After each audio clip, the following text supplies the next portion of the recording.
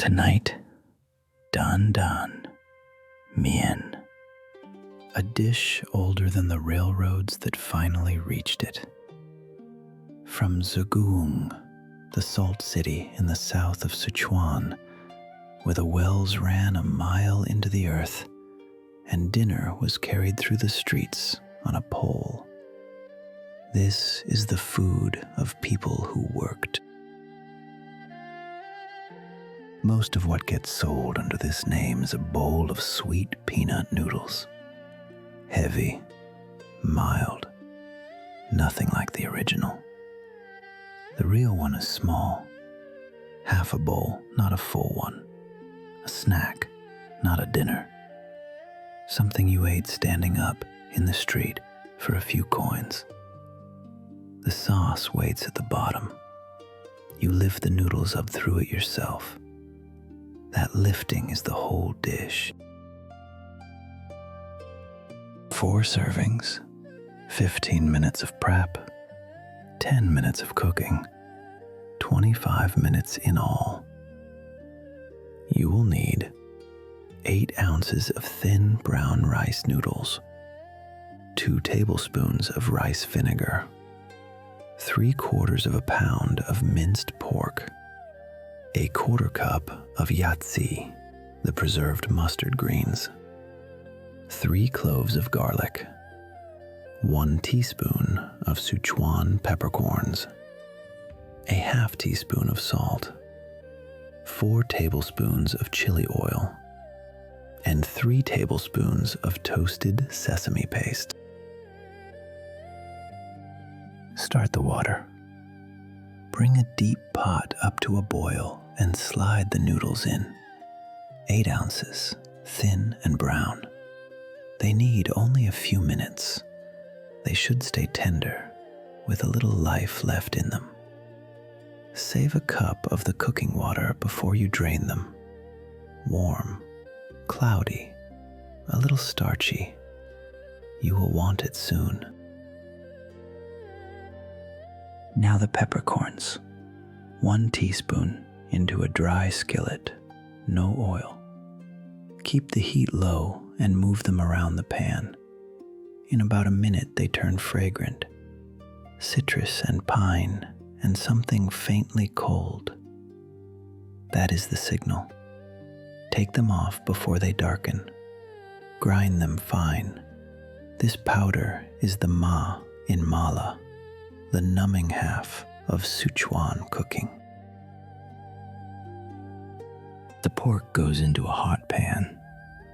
3/4 pound minced. Spread it out and leave it alone a moment so it browns instead of steaming. Then the yacai. A 1/4 cup of preserved mustard greens, dark and chopped small.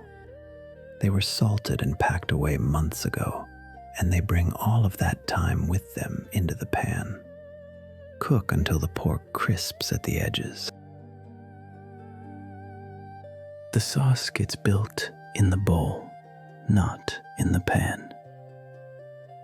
3 tablespoons of toasted sesame paste, 4 tablespoons of chili oil, 2 tablespoons of rice vinegar, 3 cloves of garlic, minced fine, a ½ teaspoon of salt.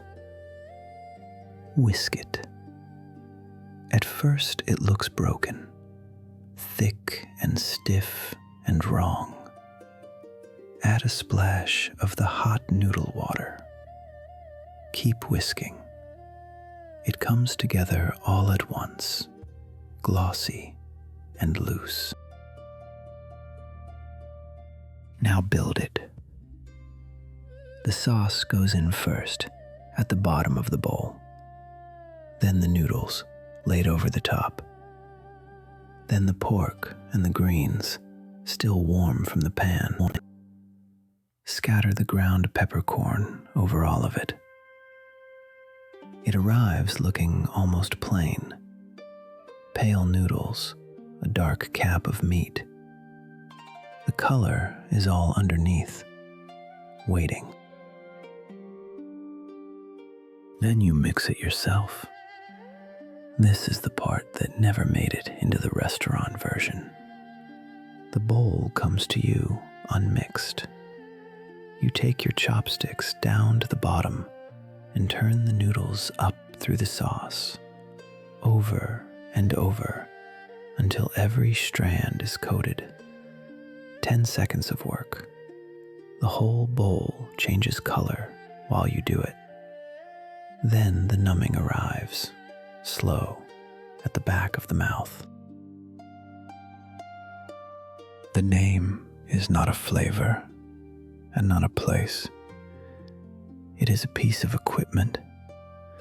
A dahn-dahn is a carrying pole, a length of bamboo worn smooth, balanced across one shoulder with a basket swinging from each end. One basket held the noodles, the other held the sauce, the chili oil, a small stove, and the bowls. The whole restaurant fit on a man's shoulders. That is what Dan Dan Mian means. Pole noodles. It comes from Zigong in the south of the province. Zigong was a salt town. For 800 years it drilled wells down into the earth to pull up brine, and by the 1830s one of those wells reached 3,000 feet, the deepest hole anyone on earth had dug. That work pulled in thousands of laborers, drillers, haulers, and the men who tended the boiling pans. They needed food that was fast and hot and cheap and strong enough to still taste like something after a day down in the wells. The story people tell is about a street vendor, remembered as Chun Bao Bao, who is said to have carried the first of these poles through Zigong around 1841. Whether one man began it or 100 began it at once, nobody can say now. Street food keeps very few records.